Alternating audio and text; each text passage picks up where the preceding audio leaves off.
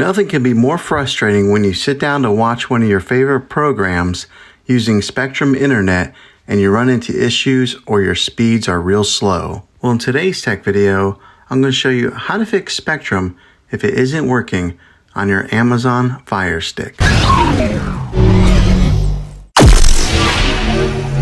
I'm going to show you a few really simple ways to try and solve your problem and get you back up and running again. Now, the first one is the easiest one to try, and that's to unplug your TV from the wall outlet and wait 60 seconds. Now, don't be impatient here. Wait the whole 60 seconds, then plug it back in. This is very different from turning your TV on and off with your remote control. This is what we call a hard reset of your TV, so make sure you do this method. The next method would be to push the reset button on your modem or your router if it has it.